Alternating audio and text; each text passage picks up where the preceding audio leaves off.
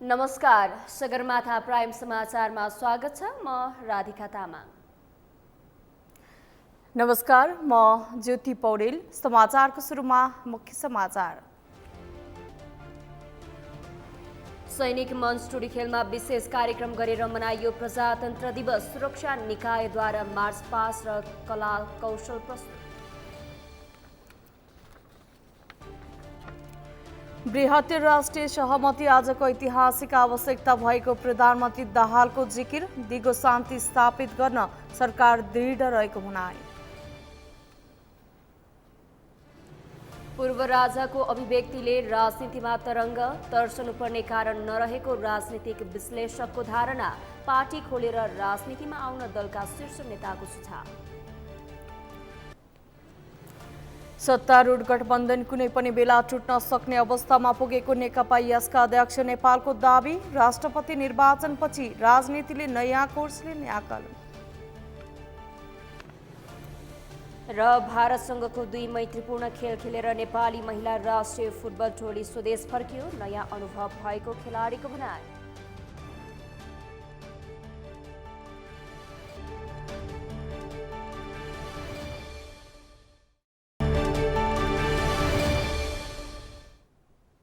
अब समाचार विस्तारमा। आज 73औं राष्ट्रिय प्रजातन्त्र दिवस मनाइएको छ। हरेक वर्ष फागुन 7 गते प्रजातन्त्र दिवस मनाउने गरिन्छ। सोही अनुसार आज सैनिक मञ्च टुडी खेलमा प्रजातन्त्र दिवस मनाइएको हो। आज विभिन्न कार्यक्रम गरी देशभर नै प्रजातन्त्र दिवस मनाइन्छ। राष्ट्रिय प्रजातन्त्र दिवस 2079 मूल समारोह समितिद्वारा आयोजित विशेष समारोहमा राष्ट्रपति विद्यादेवी भण्डारी, उपराष्ट्रपति नन्दबहादुर पुन, प्रधानमन्त्री पुष्पकमल दाहाल, कायम मुकायम प्रधान न्यायाधीश हरिकृष्ण कार्की, सभामुख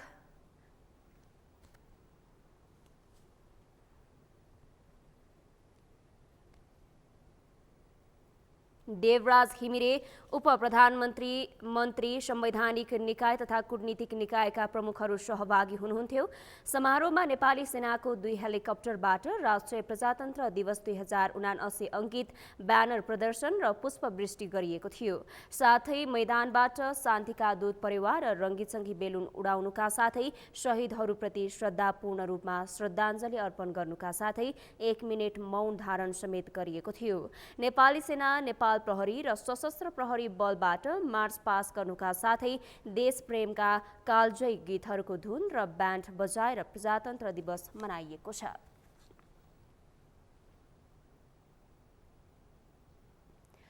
आज राष्ट्रिय प्रजातन्त्र दिवस। नेपालमा प्रजातन्त्र स्थापना भएको 73 वर्ष पूरा भएको छ। 104 वर्षको जहानिया राणा शासनको अन्त्य गरी देशमा प्रजातन्त्र स्थापना गरिएको दिनको सम्झनामा प्रजातन्त्र दिवस मनाइन्छ।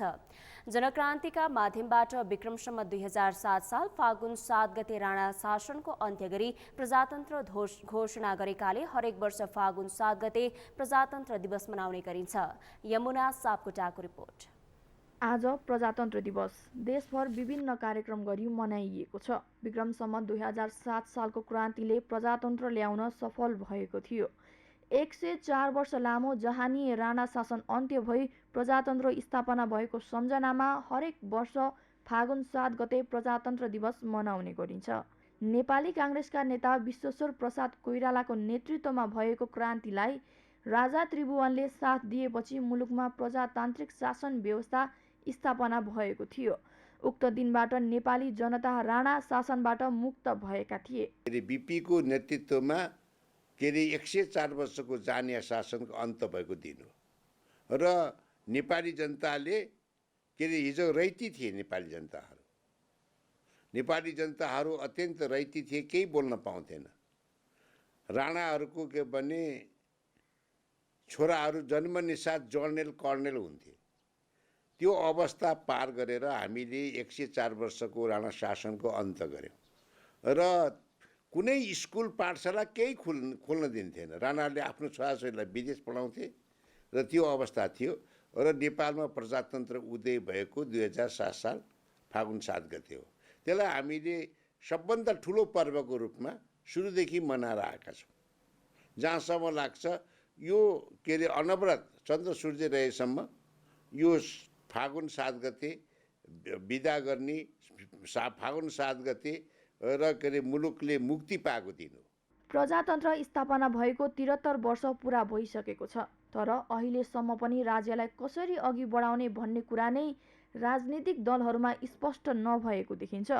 फागुन 7 गते जनता सर्वोच्च हो र राजा तथा जनताको संयुक्त सहकार्यमा नेपालको एकतालाई अगाडि बढाउन सकिन्छ भन्ने अवधारणाका साथ प्रजातन्त्र ल्याइएको हो।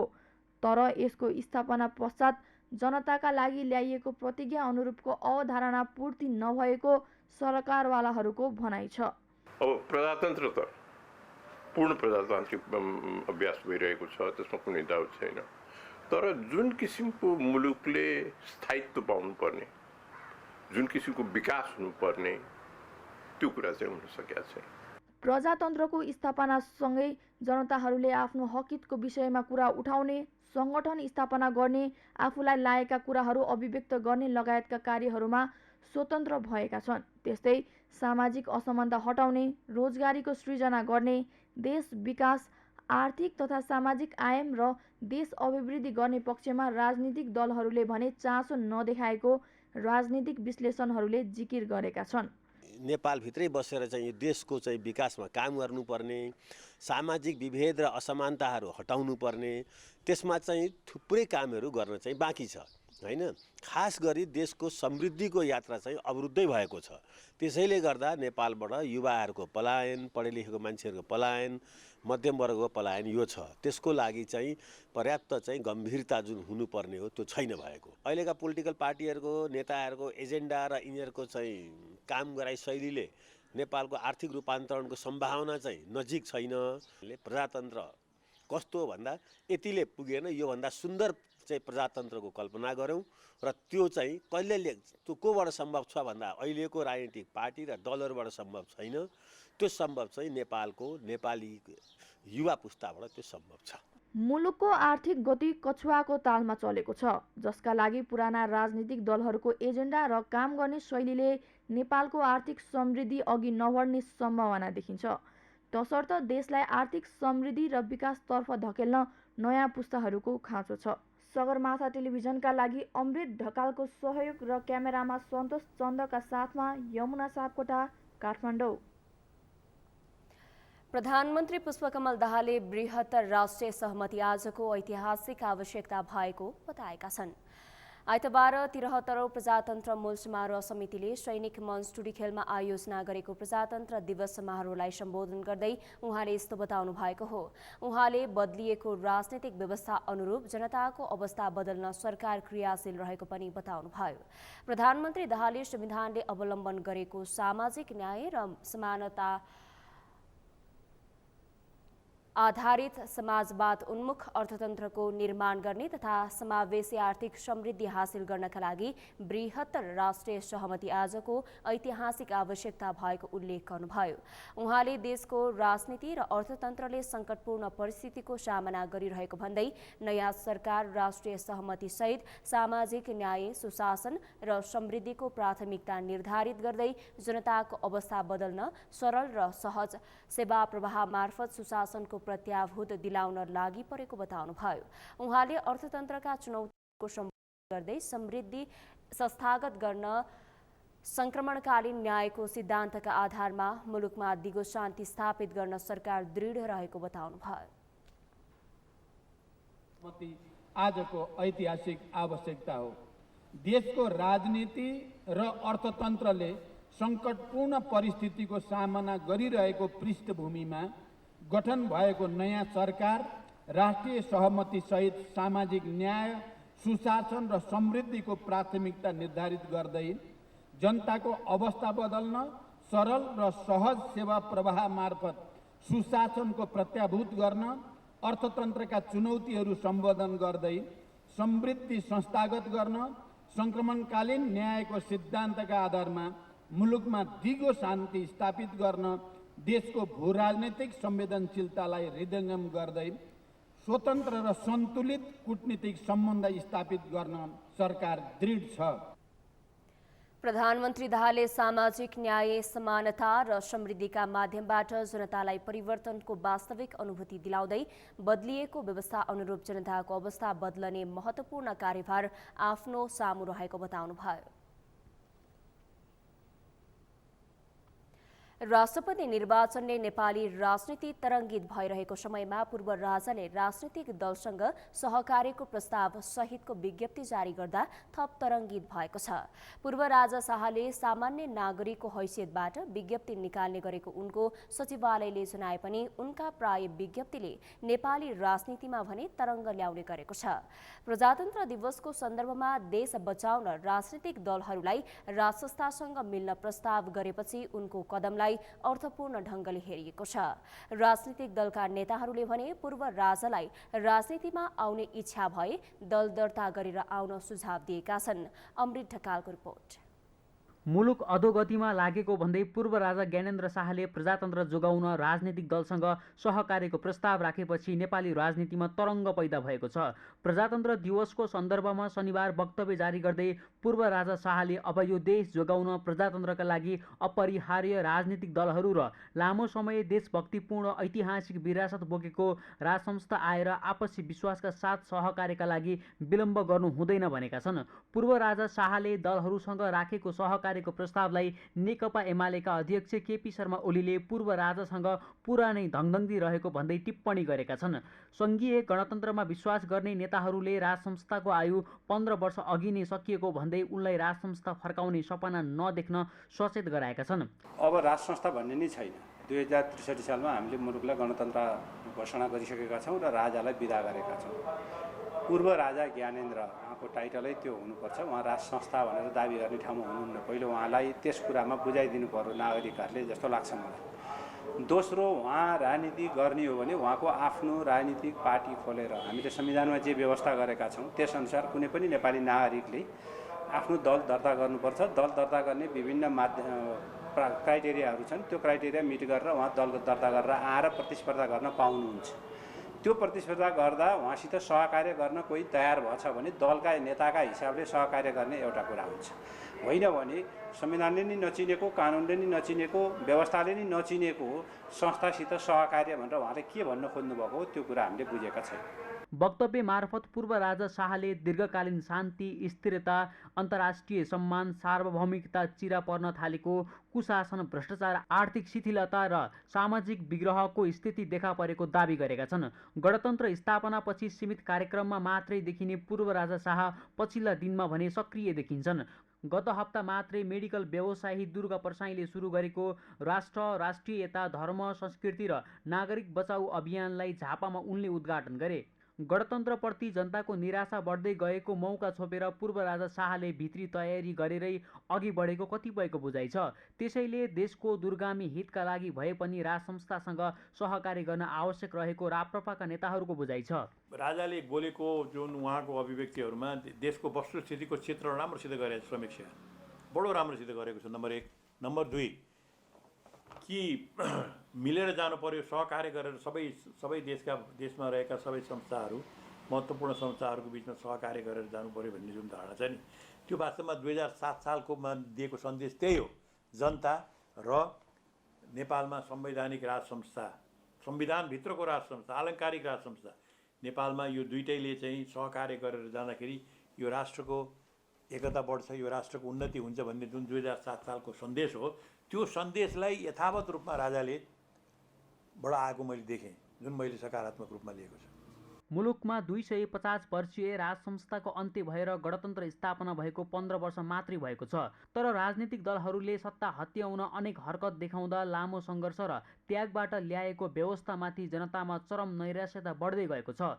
त्यसैले पनि बेला बेला राजधानी काठमाडौँसहित देशका विभिन्न स्थानमा राजा आऊ देश बचाऊ जस्ता नाराले स्थान पाउँछ। देशको दूरगामी हितका लागि हिन्दू राष्ट्र सङ्घीयता खारेजीको मुद्दा उठ्दा एक थरीले नेपालमा कुनै न कुनै खाले राजसंस्था फर्कन सक्ने दावी गर्छन्। तर सङ्घीय गणतन्त्रमा विश्वास राख्ने राजनीतिक दल र नेताहरूले भने अब नेपालमा कहिल्यै राजसंस्था नफर्किने दावी गर्ने गरेका छन्। सगरमाथा टेलिभिजनका लागि यमुना सापकोटाको सहयोग र गौरव खड्काका साथमा अमृत ढकाल, काठमाडौँ। नेकपा एकीकृत समाजवादीका अध्यक्ष माधव कुमार नेपालले सत्तारूढ गठबन्धन कुनै पनि बेला टुट्न सक्ने अवस्थामा पुगेको दावी गर्नुभएको छ।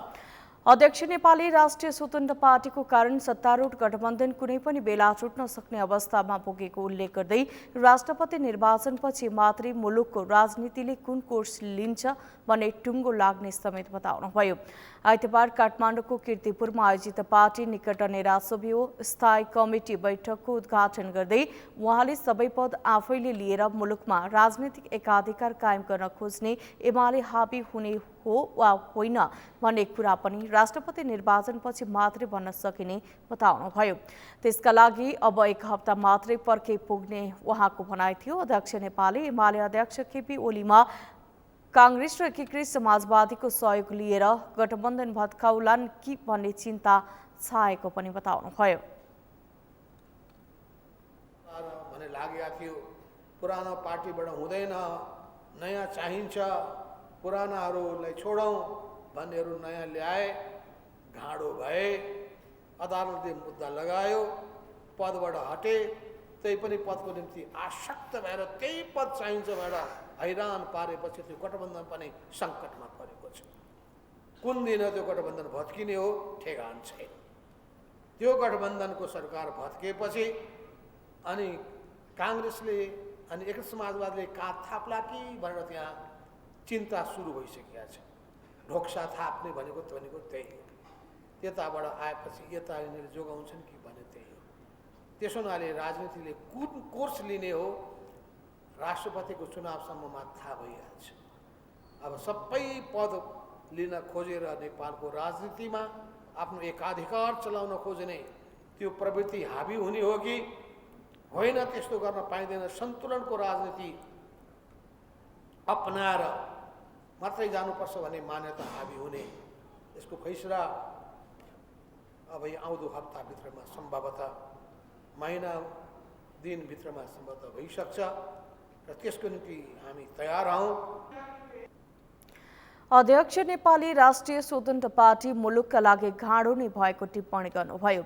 के न गरौँला भनेर आएको सो पार्टीमा पनि पदको आसक्ति बाहेक अरू केही पनि नदेखिएको उहाँले आरोप लगाउनुभयो। अध्यक्ष नेपालले पूर्व राजा ज्ञानेन्द्र शाहप्रति संकेत गर्दै मुलुकमा फेरि मण्डलीहरू जाग्न लागेको बताउनुभयो। उहाँले पूर्व राजा शाहलाई सहभागी गराएर अभियान चलाउने पार्टीका केन्द्रीय सदस्य दुर्गा प्रसाईलाई अझै एमालेले कारबाही गर्न नसक्नु कम्युनिस्ट पार्टीका लागि लाजमर्दो विषय भएको तर्क समेत गर्नुभयो। मण्डलीहरूको एउटा रूप कसो घुसेछ एमालेभित्र, त्यहीँबाट एमालेकै केन्द्रीय सदस्य अझै पनि छ क्या हो कि कारवाही गरिसक्यो थाहा छैन, छँदै छैन, सम्मानित पूर्वक बसिया छ। अब त्यो भनेको चाहिँ वास्तवमा एउटा कम्युनिस्ट पार्टीको निम्ति लाजमर्दो कुरा।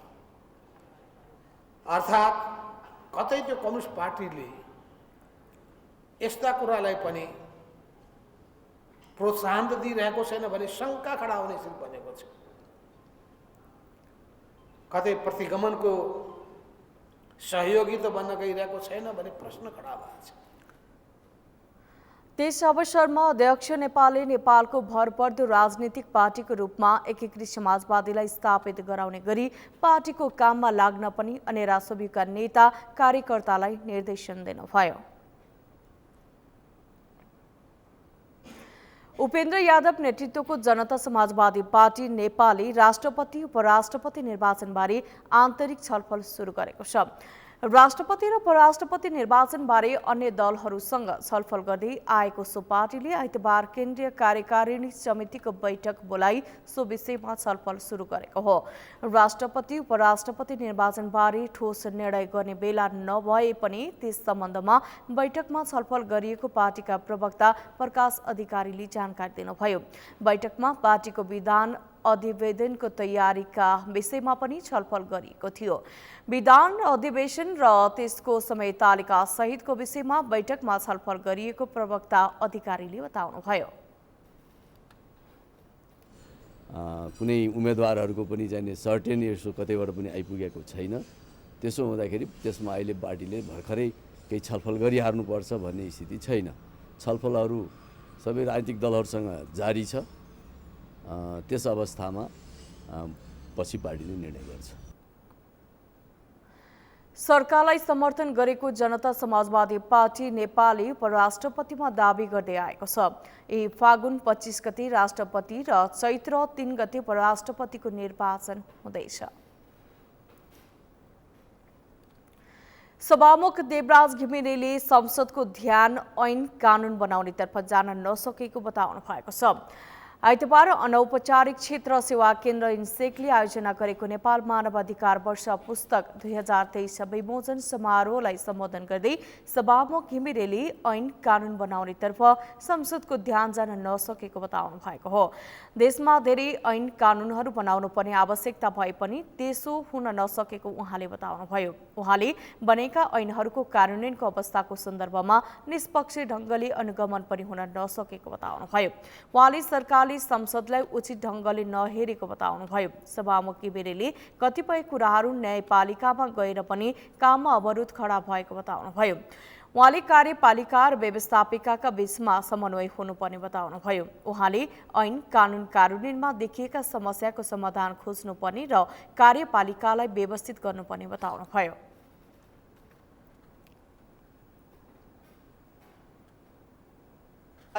कार्यकारी अथवा सरकारले उचित ढङ्गबाट हेरिरहेको छैन। आज अधिकांश कुराहरू न्यायपालिकाको हातमा गएर पनि काममा अवरोधहरू खडा भइरहेको छ। यी सबै कुराहरू कार्यपालिका र व्यवस्थापिकाको बीचको जुन किसिमको सम्बन्ध हुनुपर्ने हो या संसदमा सांसदहरूले जुन किसिमको भूमिका खेल्नुपर्ने हो त्यसमा रहेका कमजोरीहरूको परिणामस्वरूप पनि यस्तो परिस्थितिहरू आइरहेको छ। त्यसैले आज हामीले जनताको सर्वोच्च विधायिका संस्था खालि ऐन कानुन बनाउने मात्रै होइन, त्यसलाई कार्यान्वयनमा जाने र कार्यान्वयनमा देखिएका समस्याहरूको समाधान तत्त ठाउँमा खोज्ने र त्यसलाई महसुस गर्दै कार्यपालिकालाई व्यवस्थित गर्ने कुराहरूमा ध्यान नितान्त दिनु जरुरी छ। सभामुख घिमिरेले सरकारलाई संसदप्रति उत्तरदायी बनाउनु पर्ने बताउनुभयो। उहाँले संसदलाई जनताको आकांक्षा अभिव्यक्ति गर्ने थलोको रूपमा विकास गर्ने प्रतिबद्धता व्यक्त गर्नुभयो।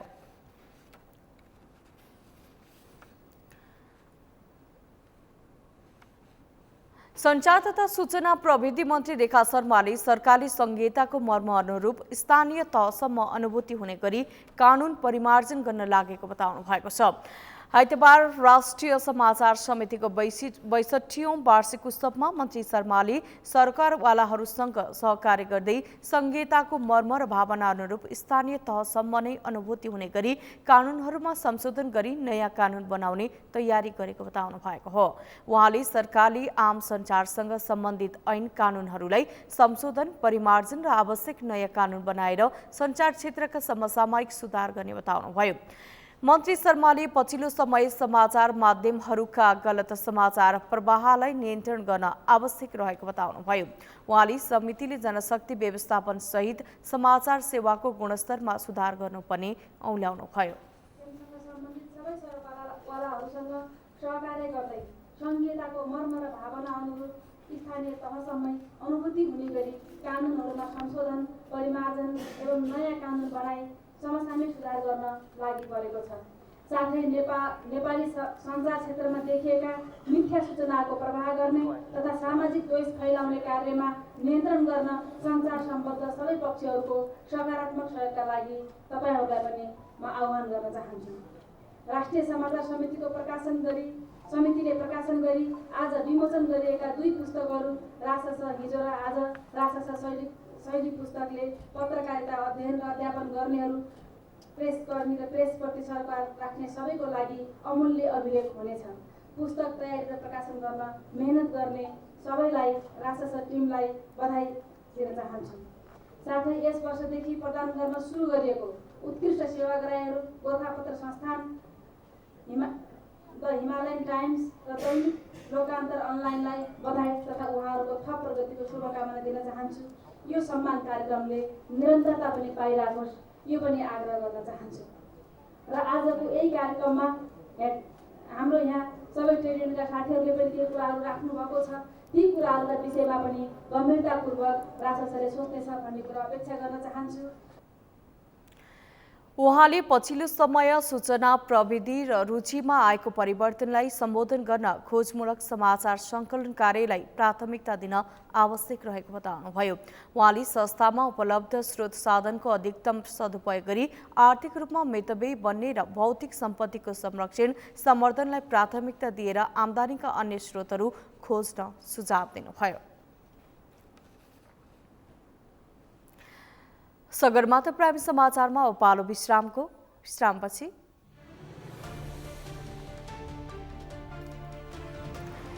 काठमाडौँका अधिकांश सडकका फुटपाथ पैदल यात्रु मैत्री भएनन्। सर्वसाधारणलाई हिँडडुलमा शास्ति सुधार गर्न सरकारवालालाई आग्रह। सूर्य विनायक धुलीखेल सडक खण्ड 4 लेनको बन्दै 16 किलोमिटर सडक 82 सालभित्र सक्ने गरी काम सुरु।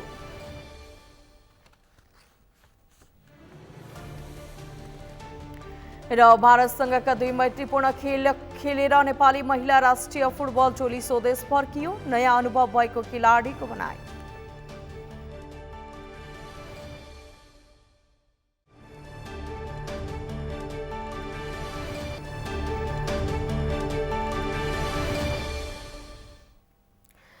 विश्रामपछि प्राइम समाचारमा पुनः स्वागत छ। अब बाँकी समाचार।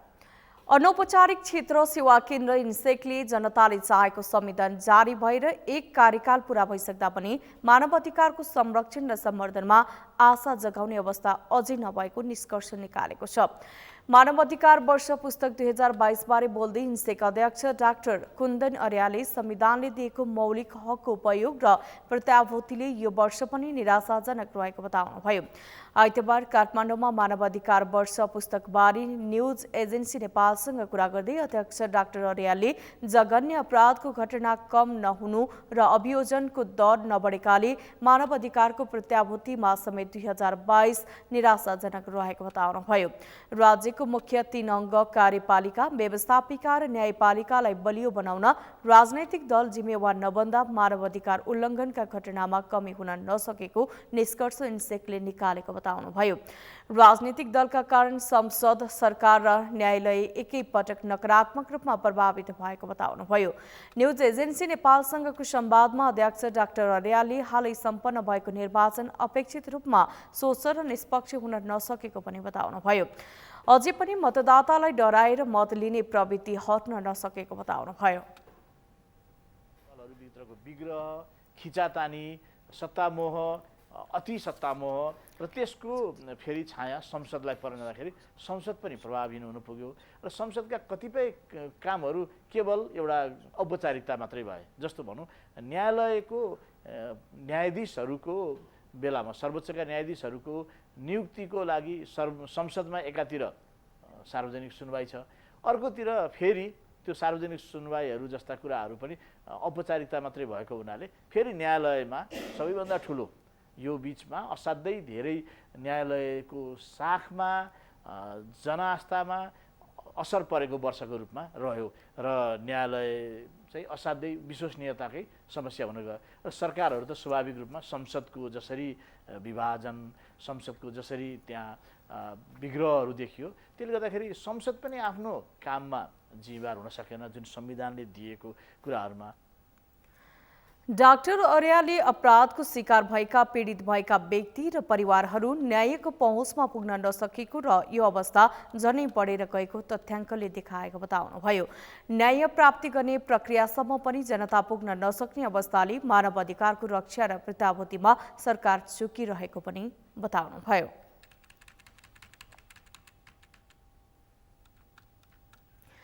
कैलाली निर्वाचन क्षेत्र नम्बर 2 बाट निर्वाचित प्रतिनिधि सभा सदस्य अरुण चौधरी रिहा भएका छन्। नागरिक उन्मुक्ति पार्टीबाट निर्वाचित भएका चौधरीलाई प्रजातन्त्र दिवसको अवसरमा राष्ट्रपति विद्यादेवी भण्डारीले आम माफी दिएकी थिइन्।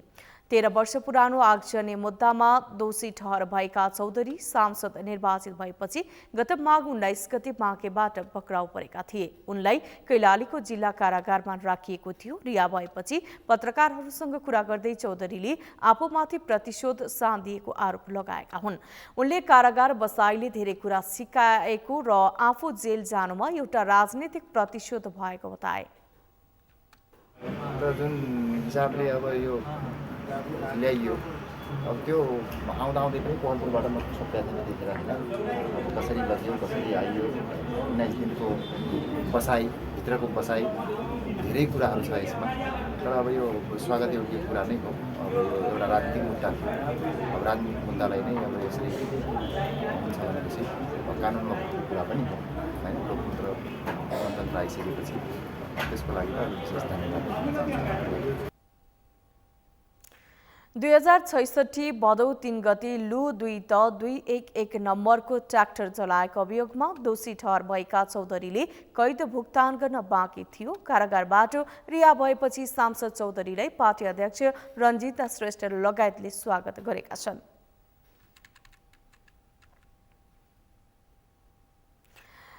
काठमाडौँका अधिकांश फुटपाथहरू अव्यवस्थित छन्। काठमाडौँको फुटपाथको बीचमा ठडिएको बिजुलीका पोलले बाटो छेकेको छ भने कतै निर्माण सामग्रीले बाटो रोकिएको छ। यस्तै फुटपाथमा नै सवारी पार्किङ गर्नाले पैदल यात्रुलाई हिँड्न सकस मात्र भएको छैन, ज्यान पनि जोखिममा परेको छ। यस्तै समयमा नै फुटपाथ मर्मत नहुँदा केही फुटपाथ भत्किएर हिँड्न नमिल्ने अवस्थामा छन्। फुटपाथ व्यवस्थित नहुँदा पैदल यात्रुहरू जोखिम मोलेरै सडक बाटो हिँड्न बाध्य छन्। मेनुका अनुसारको रिपोर्ट। मेरो पृष्ठभूमिमा देख्नु भएको यो दृश्य हो अनामनगर क्षेत्रको। यस क्षेत्रको फुटपाथमा निस्फिक्री हिँड्न पाइने अवस्था छैन। नेपाल टेलिकमको हाई भोल्टेजका क्याबिनेट बक्सहरू राखिनुका साथै यहाँ सवारी साधन पार्किङ गर्दा सर्वसाधारणहरूले निस्फिक्री रूपमा फुटपाथको प्रयोग गर्न पाएका छैनन्। यो त एक प्रतिनिधि घटना मात्र हो। यस्ता हरेक महानगरका क्षेत्रमा यस्ता फुटपाथको अतिक्रमण भएको पाइन्छ। सहरी सडक मापदण्ड 2076 अनुसार फरक उमेर समूह र फरक क्षमता भएका सबैका लागि उपयुक्त फुटपाथको व्यवस्था गरिनुपर्छ। सार्वजनिक सडक ऐन 2031 को दोस्रो संशोधन 2046 को प्रस्तावनामै सर्वसाधारणको सुविधाका लागि सबै किसिमका सार्वजनिक सडकहरूको निर्माण, मर्मत र सुधार गरिनुपर्ने उल्लेख गरिएको छ। तर काठमाडौँका अधिकांश फुटपाथहरू मापदण्ड विपरीत छन्। अब हेर्नु न, म सिधा आउँछु यो बाटोमा हेर्न फोहोर, अब यता जाऊँ भने गाडी गुडिरहेछ, अब हिँडौँ भने यति धेरै फोहोर छ, फेरि यो पोलको साइड छ, इभन आगो लाग्ने पनि डेन्जर हुन्छ। सो हिँड्न चाहिँ एकदमै अनसेफ छ, एकदम अनसेफ छ यो बाटोमा, एकदम फोहोरहरू राख्ने अनि बाइक पार्किङहरू पनि जहाँ पनि भइरहेको हुन्छ। यसको लागि चाहिँ एकदम म्यानेज गर्न जरुरत छ। एकदम नराम्रो लाग्छ नि यो त। यस्तो बाटो यो सफा गर्नुपर्छ, हिँड्नुपर्छ, हामीलाई गाह्रो छ नि, हामी बुढाबुढी बच्चा लिएर हिँड्नुपर्छ, कसरी हिँड्ने? यो राम्रो गराउनुपर्छ नि, अनि यो गराउनुपर्छ। यो यस्तो भयो भने हामीलाई गाह्रो हुन्छ, गाडीहरू घुइकिन्छन्, हामी हिँड्न सक्दैनौँ। त्यही छ बुढाबुढीको। अब भन्नुपर्ने त हामीले के छ र, हेर्नुपर्ने हो, सरकारले हेर्नुपर्ने हो, खै हेर्दैन। यस्तो यो बाटो त हिँड्नै नमिल्ने छ त। काठमाडौँको रातो पुल, अनामनगर, चाबाहिल लगायतका फुटपाथहरूको बीचमा बिजुलीका पोल ठडिएका छन् भने निर्माण सामग्री र फोहोरको थुप्रोले बाटो छेकेका छन्। यी स्थानमा कहीँ फुटपाथ भत्किएका छन् भने कुनै स्थानमा फुटपाथ नै छैनन्। फुटपाथ व्यवस्थित नहुँदा पैदल यात्रीहरू जोखिम मोलेरै सडकबाट हिँड्न बाध्य छन्। यसरी पैदल यात्रीहरूले सडकको प्रयोग गर्दा सवारी चलाउन असहज हुने साथै दुर्घटनाको जोखिम निम्तिने गरेको छ। धेरै खतरनाक बाटो पर्यो यो। सबभन्दा हामीले यो बाटो हिँड्दाखेरि बिहान मोर्निङ वाक जानुपर्छ, बुढाबुढी हिँड्छौँ होइन, हिँड्नुपर्छ। भाइ मात्रै होइन, दुनियाँ हिँड्नुपर्छ, बच्चा लिएर स्कुल बोर्डिङ जानु पर्यो होइन।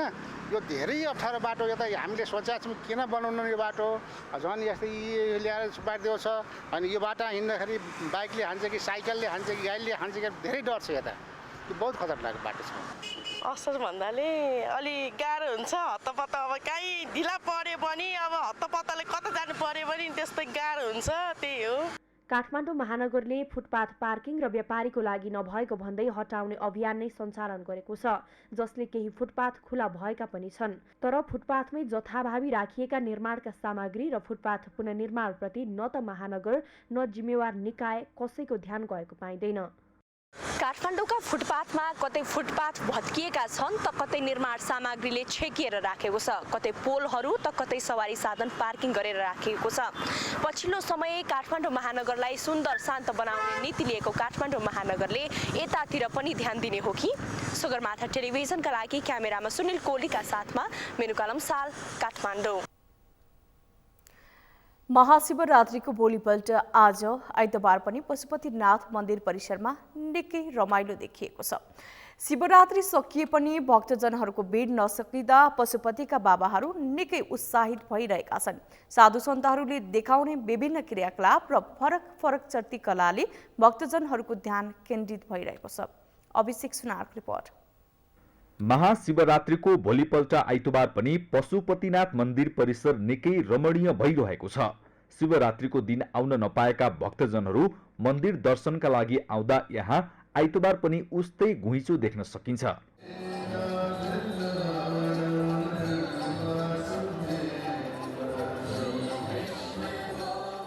पशुपतिनाथ मन्दिरको मुख्य आकर्षक मानिने साधु सन्तहरू भने भक्तजनको आगमनले निकै उत्साहित भइरहेका थिए। नागा बाबा एवं अन्य साधु सन्तहरू आइतबार पनि फरक फरक भेषमा बसिरहेका देखिन्थे। विशेष गरी शिवरात्रिकै लागि नेपालका विभिन्न ठाउँ र भारत लगायत तेस्रो मुलुकबाट आएका साधु सन्तहरू फरक फरक चर्तीकला प्रदर्शनले परिचित हुने गरेका छन्। यहाँ आएका बाबाहरूको फरक फरक क्रियाकलापले सबैको ध्यान तानेको छ। एकातिर बाबाहरू मजाले गाजा तानिरहेको देखिन्थे भने अर्कोतर्फ फरक फरक भेषमा उनीहरूले भक्तजनसँग दक्षिणा मागिरहेका देखिन्थे। भक्तजनसँग दक्षिणा माग्ने शैली भने फरक फरक थियो। कतिपयले मयूरको प्वाकले टाउकोमा सुमसुम्याउँदै दक्षिणा मागेका थिए भने कतिपयले टाढैबाट भक्तलाई बोलाउने गर्थे। जे होस्, शिवरात्रिभरि पाशुपत क्षेत्रमा बसेका साधु सन्तहरूको हाउभाउ भने निकै सकारात्मक थियो।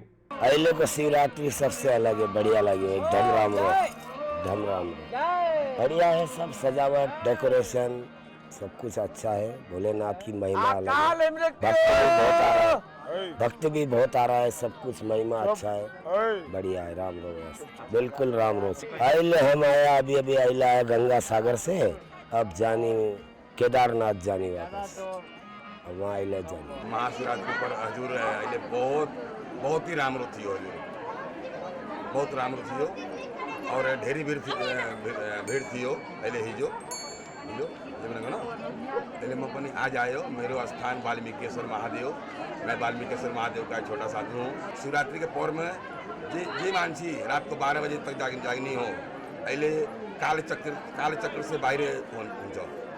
त्यही भनेको 4 वेद 6 शास्त्र 18 पुराणमा यही भनेको कि कालचक्र से बाहर होने हो, शिवजी को पूजा करनी हो, तो अहिले सबै राम्रो हुन्छ। पशुपति क्षेत्रमा कतिपय बाबाहरू भने गाजाले लट्ठ भएर सुतेका थिए, कतिपयले गाजा बनाइरहेका थिए। जे होस्, गाजा सेवन ऐन विपरीत हो भन्ने थाहा भएरै होला उनीहरूले क्यामेरा देख्दा बित्तिकै गाजा लुकाउने गर्दथे।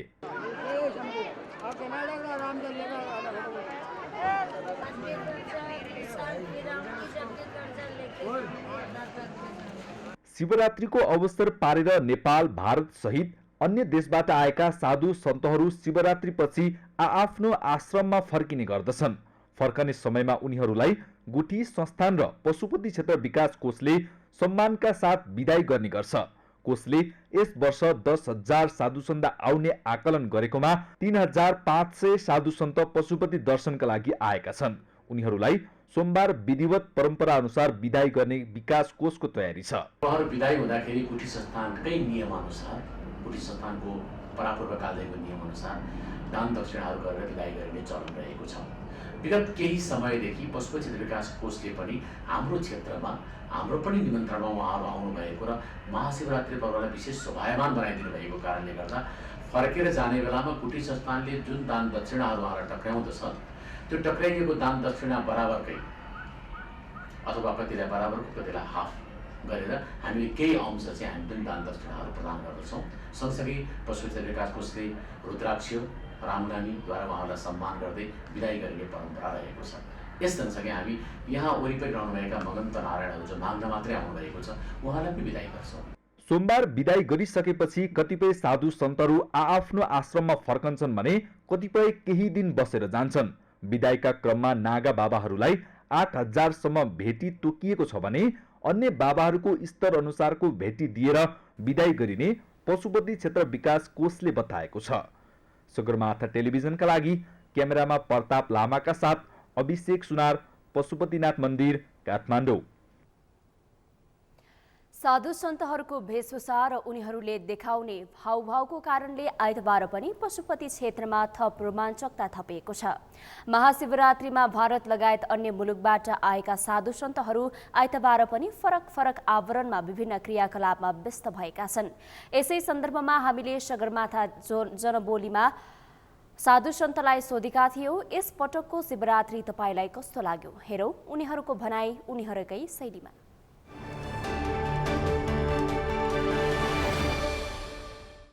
हमको शिवरात्रि बहुत अच्छा लगा, अति सुंदर लगा। अगली शिवरात्रि में फिर आएगा बाबा। महाशिवरात्रि ये शंभू के दरबार में आया, पशुपतिनाथ के दरबार में मुझे बहुत अच्छा लगा। पशुपतिनाथ का सुबह दर्शन हुआ, बढ़िया लगा। जो है अच्छा है, सब व्यवस्था भी यहाँ सही है। लेकिन देव दानव तो हमेशा रहे हैं, रहेंगे ही। तो कोई कष्ट देता है तो अति कोई सुख भी देता है। सुख दुख तो लगा ही रहता है। तो बहुत अच्छा है, यहाँ की व्यवस्था भी अच्छी थी।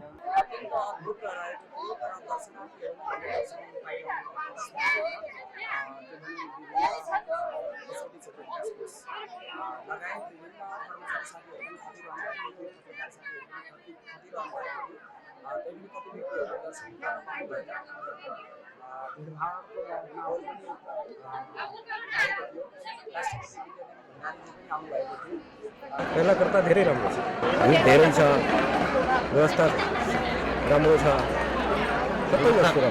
मलाई त राम्रै छ। अहिले शिवरात्रि पहिलाको शिवरात्रि भन्दा अहिलेको अलिक भिन्नै ढङ्गको छ। राम्रो राम्रो छ। अर्को त्यस्तै हो, खानापिना पनि अब बस्न पनि यस्तो बसिरहेको छ, सुकुम चलिरहेछ। राम्रो पनि अब अलि बाबाहरूलाई अलि हेल्प त गर्छन् कोही कोही। अब इन्डियाको बाबाहरू आहान धेरै, नेपाली बाबालाई त अलि इज्जत गर्दैनन् है।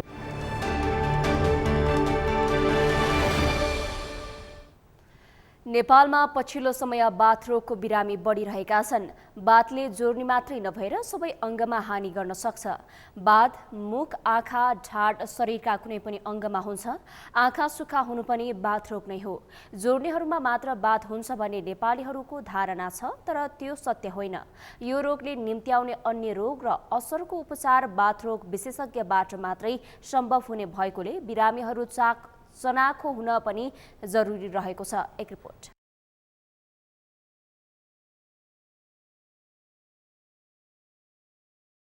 सूर्य विनायक धुलीखेल सडक 4 लेनमा विस्तार हुने भएको छ। अरनिको राजमार्ग अन्तर्गत भक्तपुरको सूर्य विनायकदेखि धुलीखेलसम्मको सडक 3 वर्षमा सक्ने गरी ठेक्का सम्झौता भएको हो। सडक निर्माण भएको 25 वर्षपछि काभ्रेपलाञ्चोकको सागादेखि धुलीखेलसम्मको पहिलो चरण र भक्तपुरको सूर्य विनायकदेखि काभ्रेपलाञ्चोकको सागासम्मको सडक खण्ड दोस्रो चरणमा सक्ने गरी छुट्टा छुट्टै 2 चरणमा सम्झौता भइसकेको छ। कुल 15.5 किलोमिटर सडकमध्ये पहिलो चरणमा सागादेखि धुलीखेल 8.4 किलोमिटर सडक खण्डको ठेक्का लामा कन्स्ट्रक्सनले 4 अर्ब 5 करोड 64 लाख रुपियाँ सक्ने गरी पाएको छ। उक्त खण्डको 2079 मङ्सिर 27 गति 3 वर्षदेखि सक्ने ठेक्का सम्झौता भएको हो। दोस्रो चरणमा निर्माण गरिने सूर्य विनायक सागा सडक खण्ड 7.5 किलोमिटर रहेको छ। उक्त खण्डको ठेक्का आशिष कुमार श्रेष्ठ बन्धन भगवती जोशीसँग 3 अर्ब 88 करोड 93 लाखमा सम्झौता भइसकेको विभागले जनाएको छ। सूर्य विनायक धुलीखेल सिन्धुली बर्दिया बास सडक आयोजना कार्यालयले सडकको बीचबाट दायाँ बायाँ 25-25 मिटरको मापदण्ड अनुसार राजमार्ग अन्तर्गत पर्ने 4 नगरलाई पत्राचार गरी लगत सङ्कलन कार्यमा सहयोग गर्न अपिल समेत गरेको छ।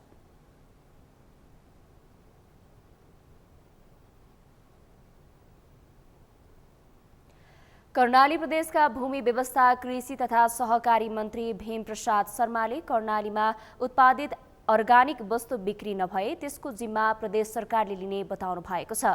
खाद्य प्रविधि तथा गुण नियन्त्रण कार्यालय सुर्खेतले आयोजना गरेको खाद्य प्रशोधन प्रविधि सम्बन्धी तालिम समापन कार्यक्रमलाई सम्बोधन गर्दै मन्त्री शर्माले स्थानीय कच्चा पदार्थमा आधारित उत्पादन बिक्री नभए त्यसको जिम्मा प्रदेश सरकारले लिने बताउनु भएको हो। उहाँले प्रदेश सरकार गुणस्तरीय कृषिजन्य वस्तुको उपभोग मार्फत मानव स्वास्थ्य तथा पर्यावरणीय सन्तुलन कायम राख्दै खाद्य वस्तुको संरक्षण, उत्पादन, बिक्री, वितरण र प्रबन्धनमा जुटेको बताउनुभयो।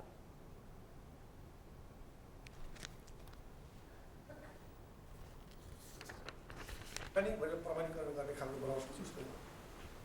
पैसा हामी दुखी किन हुनु नभने नेपालको चामल खाने, बर्दिएको चामल खाने दुखी हुनु न। अमेरिकाबाट ल्याए खाएन भने चामल के फरक पर्छ? तर अमेरिका जहाँसुकै ल्याए पनि 10 रुपियाँको चामल ल्याउँछ भने 20 रुपियाँ बेच्नु पऱ्यो केही चिज बनाउनु खोजेको चिज त्यो हो।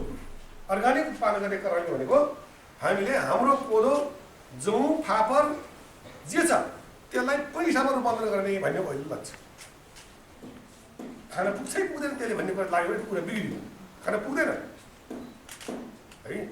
त्यस कारण त्यो लक्ष्यलाई साकार गर्नुपर्छ, त्यसमा गर्छौँ र त्यो गर्ने क्रममा अब यो हाम्रो जिम्मेवारी। कृषिको व्यवसायीकरण गर्न कृषिजन्य उद्योगलाई प्राथमिकता दिँदै आत्मनिर्भरता र रोजगारी सृजनामा प्रदेश सरकार योजनाबद्ध ढङ्गले अघि बढेको उहाँको भनाइरहेको छ। सगरमाथा प्राइम समाचारमा अब पालो विश्रामको। विश्रामपछि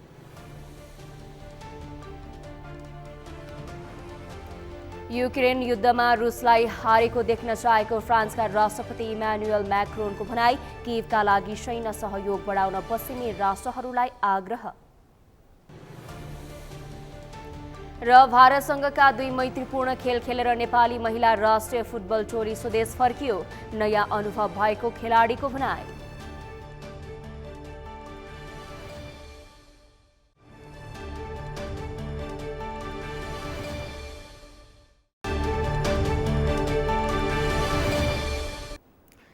सगरमाथा प्राइम समाचारमा हो पालो खेल समाचारको।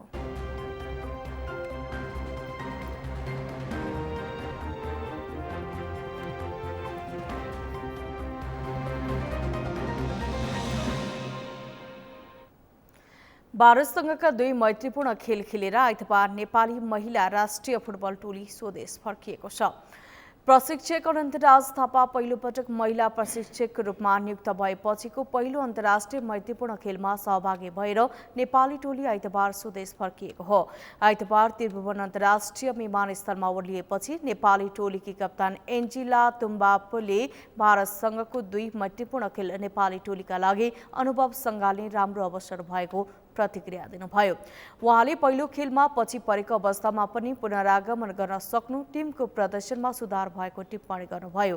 उहाँले प्रीति राई बिरामी हुनाले अपेक्षा अनुसारको खेल्न नसकेको र गीता राणा चोटग्रस्त हुँदा केही कठिन भएको स्वीकार गर्नुभयो। अब यो दुईटै राम्रै भयो हैन। अब जुन पहिलो म्याचमा चाहिँ हामीले अब सेकेन्ड हाफमा चाहिँ हामीले 2 गोल कन्सिड गर्यौं। त्यसमा चाहिँ हाम्रो के देखियो भने एउटा टिम गेम प्लस एउटा टिम स्पिरिट देखियो, जुन चाहिँ अब हामी भनौँ न गोर्खालीमा हुन्छ नि अलिकति हार्दिन भन्ने त्यो चाहिँ देखियो हैन। जस ओभरअल हेर्ने भने सबैले राम्रो खेल्यो।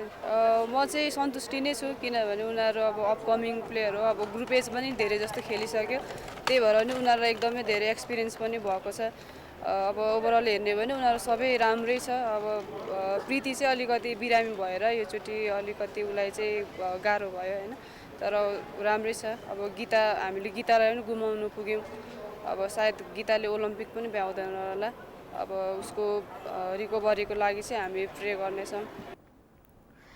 प्रशिक्षक अनन्तराज थापाले भ्रमण फलदायी भएको र फिफा तालिकाको 61औं स्थानमा रहेको बताउनुभयो।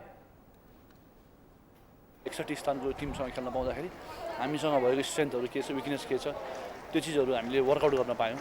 र ओभरअल अब इन्डियाकै होममा गएर इन्डियालाई नै ड्र गर्नु भनेको चाहिँ एउटा राम्रै कुरो हो। तर यो चिजलाई चाहिँ फेरि आउँदो दिनमा निरन्तरता दिनुपर्छ जस्तो लाग्छ मलाई। भारत भ्रमणको क्रममा नेपालले 2 मैत्रीपूर्ण खेल खेलेको थियो।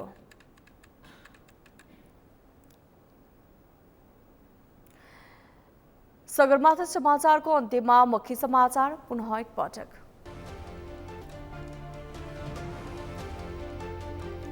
सैनिक मनसुरी खेलमा विशेष कार्यक्रम गरेर मनाइयो प्रजातन्त्र दिवस। सुरक्षा निकायद्वारा मार्च पास्ट र कला कौशल प्रस्तुत।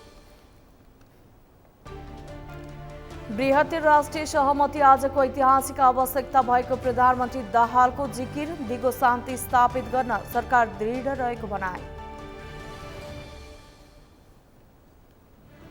पूर्व राजाको अभिव्यक्तिले राजनीतिमा तरङ्ग तर्सनुपर्ने कारण नरहेको राजनीतिक विश्लेषकको धारणा। पार्टी खोलेर राजनीतिमा आउन दलका शीर्ष नेताको सुझाव। सत्तारूढ गठबन्धन कुनै पनि बेला टुट्न सक्ने अवस्थामा पुगेको नेकपा यसका अध्यक्ष नेपालको दाबी। राष्ट्रपति निर्वाचनपछि राजनीतिले नयाँ कोर्स लिने आकलन। र भारतसँगका 2 मैत्रीपूर्ण खेल खेलेर नेपाली महिला राष्ट्रिय फुटबल टोली स्वदेश फर्कियो। नयाँ अनुभव भएको खेलाडीको भनाई।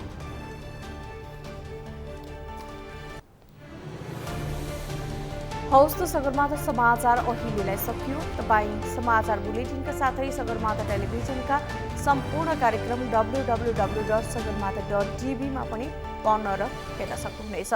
साथै युट्युबमा youtube.com/sagarmatha TV नेपालमा हेर्न सक्नुहुनेछ। तपाईँ हामीलाई फेसबुकमा पनि facebook.com/YesTV नेपालमा फलो गर्न सक्नुहुनेछ। समाचारको शिखर नेपालको गौरव नेपालको पहिलो न्युज च्यानल सगरमाथा टेलिभिजन हेर्दै गर्नुहोला। नमस्कार।